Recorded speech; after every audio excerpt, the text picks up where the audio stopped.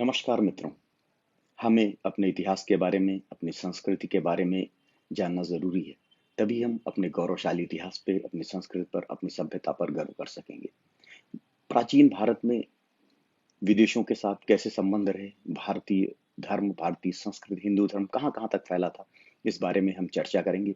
इसी क्रम में आज हम श्रीलंका पे चर्चा करेंगे, जिसे प्राचीन काल में सिंहल कहा जाता था।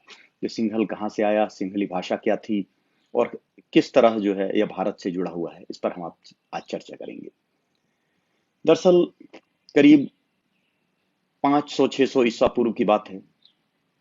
उस समय बंग प्रदेश, आज का बंगाल, और कलिंग, तो कलिंग देश की राजकुमारी की बंगाल के राजकुमार से शादी हुई।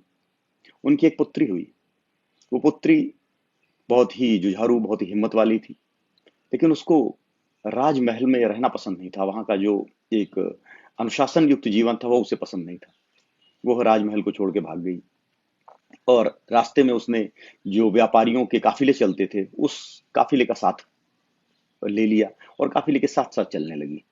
उस काफिले पर एक सिंह नाम के डाकू ने अटैक किया अपने पूरी गिरोह के साथ। काफिला इधर उधर हो गया, लेकिन जो ये राजकुमारी थी, इसको सिंह बड़ा अच्छा लगा और उससे प्रेम हो गया। उसके साथ रहने लगी और उसके साथ रहकर इसके एक पुत्र और एक पुत्री हुए, सिंहबाहु और सिंहवल्ली।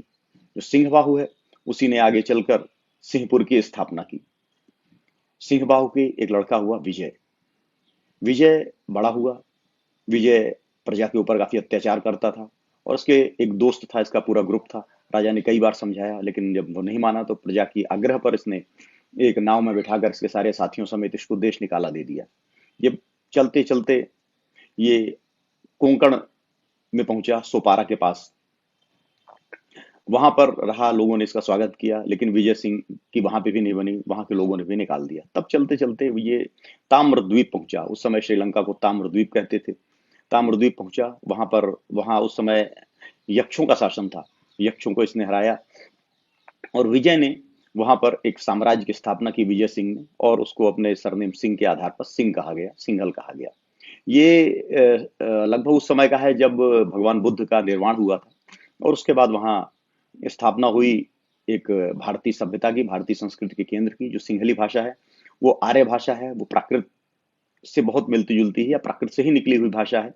वैसे हम अगर देखें भारत भारत को, तो श्रीलंका तमिलनाडु और केरल के पास पड़ता है। वहां बोली जाने वाली भाषा तमिल हो या तो मलयालम हो, लेकिन प्राकृत भाषा जो कि उत्तर भारत में बोली जाती थी संस्कृत के साथ ही साथ, वो उसके वहां पे होने का कारण ही यही है कि जो वहां का राजवंश है वो विजय सिंह के द्वारा स्थापित किया गया था और कालांतर में विजय सिंह के वंशजों ने उस पे वहां पे बौद्ध धर्म स्वीकार किया। बौद्ध धर्म का बड़ा प्रभाव रहा वहां पे।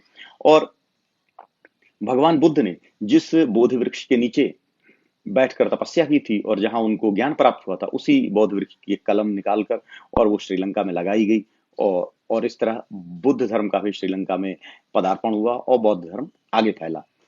तो ये है सिंहल द्वीप की एक संक्षिप्त कहानी कि किस तरह भारत से गए हुए लोगों ने, योद्धाओं ने, कहीं योद्धा गए, कहीं ऋषि गए और अपनी सभ्यता और संस्कृति का पूरे विश्व में उन्होंने विस्तार किया।